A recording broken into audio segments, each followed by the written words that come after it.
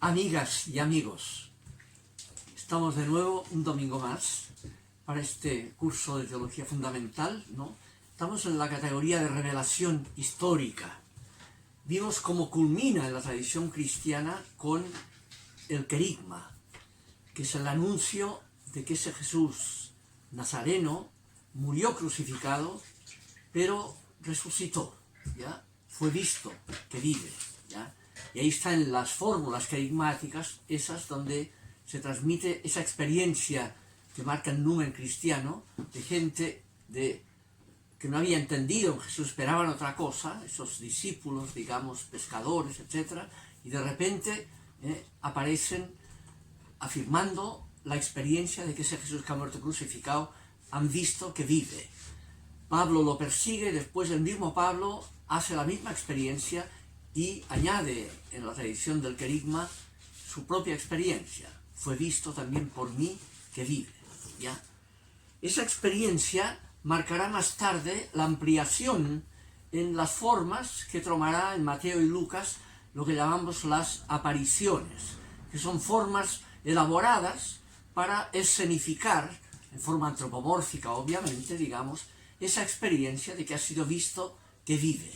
Y se muestra como si fuera fotografiable, pero obviamente que no habría podido ser nunca fotografiable. A Dios nunca lo ha visto nadie, por tanto al resucitado tampoco con los ojos de la carne. Es una experiencia creyente mostrada en esa forma catequética de apariciones en Mateo y Lucas. Por eso Marcos no tiene, a nivel de Marcos no ha sido todavía elaborado ese género de las apariciones. Y Juan le dará otra perspectiva también en su propia tradición, ¿ya? Ahora, viene la pregunta, ¿y de qué le dio la razón Dios resucitándolo?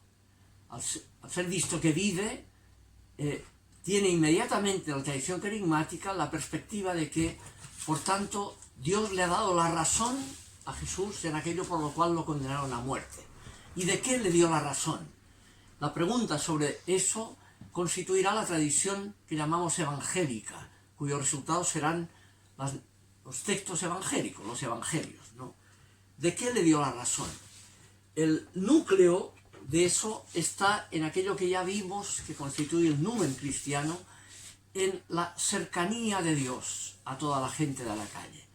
Dios es cercano, no es lejano y castigador de quien no cumple la Torá, sino que es cercano a toda la gente marginada por el puritanismo, digamos. El punto principal de esa cercanía está en la tradición sobre Jesús, de su propia cercanía, su propia experiencia de la cercanía de Dios, ¿no? Ahí hay un tema concentrado que es la tradición de plegaria de Jesús, personal, que se recoge en el Evangelio más antiguo, el de Marcos, en las tradiciones de la plegaria, cuando oraba a Jesús, cómo él experimentaba esa cercanía de Dios como su Padre, ¿ya?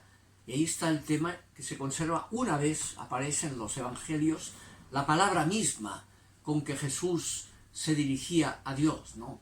Esa palabra aramea, Abba. Abba significa mi padre, mi papá. Era la forma con que los niños pequeños en el mundo judío y arameo se dirigían a sus padres, ¿no? Esa cercanía inaudita, ¿no? Del niño pequeño que dice a su padre, mi padre, y tiene la seguridad de la cercanía paterna, ¿no? Es mi papá. Ese es el sentido de la palabra aramea Abba. Se conserva en Marcos, una vez, el evangelio más antiguo, aunque todos los evangelios han sido ya traspasados al griego, porque ya el arameo se había perdido, en Marcos se conserva una vez, en esa plegaria en el huerto de Getsemaní, cuando Jesús dice Padre, dice Abba, Pater, con la versión griega al lado, si es posible, pase de mí este cáliz.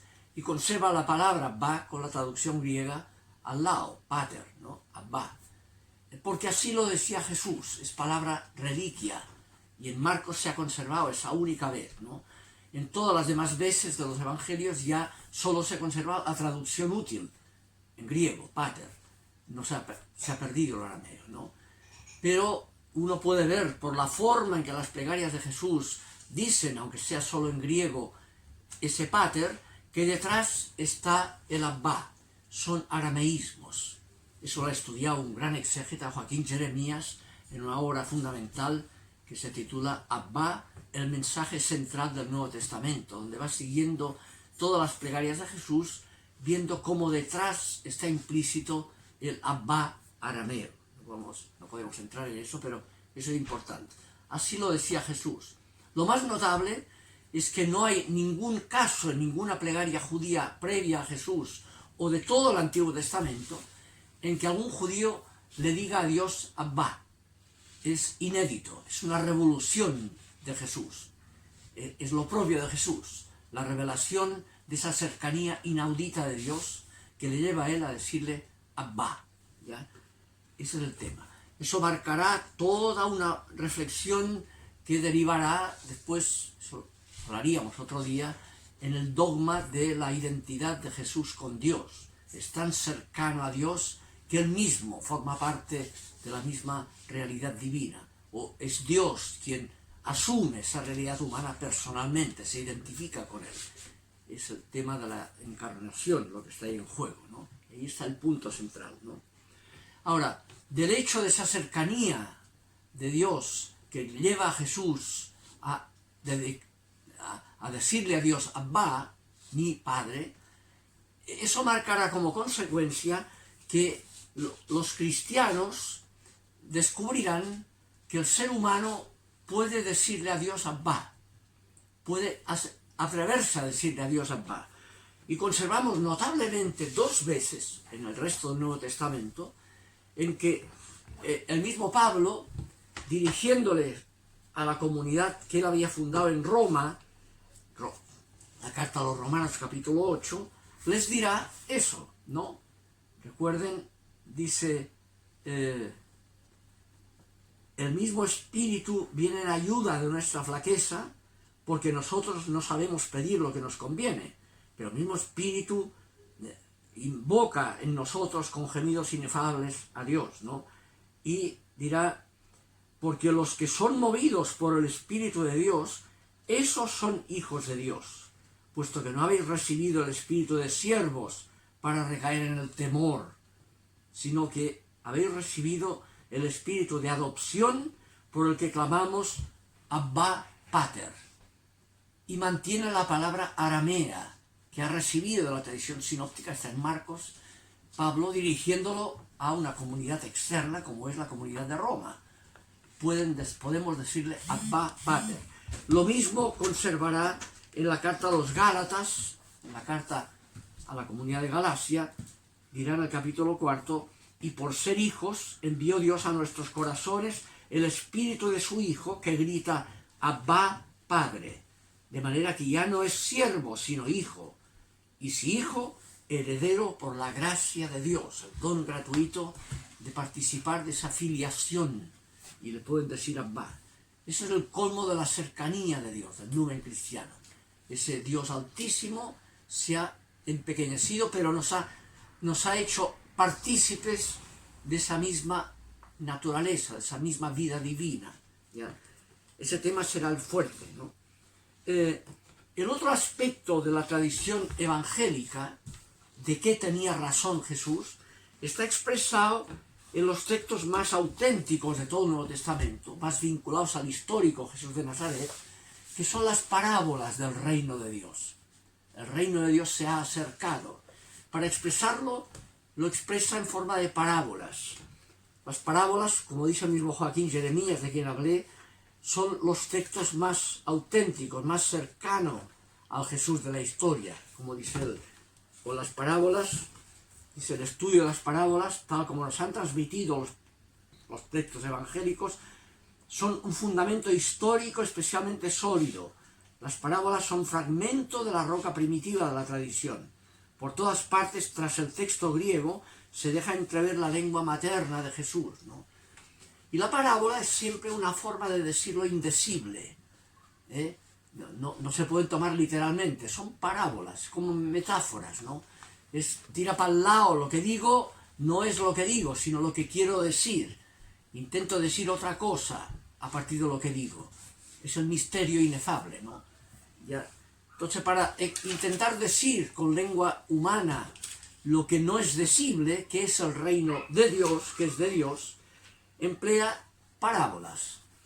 Por ejemplo, Lucas 17 al 20, el capítulo 17 dirá, porque el reino de Dios está dentro de ustedes.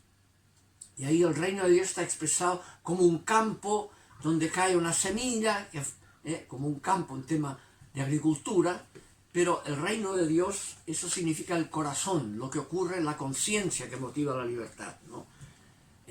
Hay parábolas como la parábola del hijo pródigo, para expresar eso, lo expresa en la forma como un padre se estremece, usa esa palabra, cuando vuelve su hijo que lo tenía perdido. Se estremece y gratuitamente le hace sentir esa paternidad, esa cercanía inmerecida por todos lados, pero es Dios quien toma la iniciativa de la gratuidad, porque Dios tiene ese seno materno, el raham que decíamos de la palabra hebrea de Éxodo 34, que es la palabra que usa el Evangelio de Juan en el prólogo, versículo 18, cuando dice: el unigénito de Dios que está en el seno del Padre, en el colpos, Él nos lo ha dado a conocer lo que Dios es, ¿no? Ese verbo de Dios hecho carne, esa visibilidad carnal, el Jesús de la historia, nos ha mostrado cuál es el seno del Padre, a qué cercanía de Dios nos ha gratuitamente acogido, el acogimiento increíble de Dios, ¿no? Que está expresado en parábolas, por ejemplo en Lucas la parábola que llamamos del buen samaritano, un hereje que muestra la cercanía gratuita de Dios a uno que estaba botado, ¿no? Donde hay buena voluntad, se refleja lo que Dios es. Donde hay buena voluntad, Dios tiene buena voluntad, cercanía. La parábola famosa de Mateo 25, de juicio final, en que el criterio es la cercanía. Lo que han hecho a uno de estos últimos, a mí me lo hicieron. Tienen sintonía con lo que Dios es. Donde hay buena voluntad. El texto que recoge Filipenses capítulo 2, el versículo 13, Dios actúa en ustedes tanto el querer como el actuar con buena voluntad, con eudoquía. Donde hay buena voluntad, hay sintonía con lo que Dios es. Es el núcleo de la tradición evangélica. Nos veremos, seguiremos el próximo día.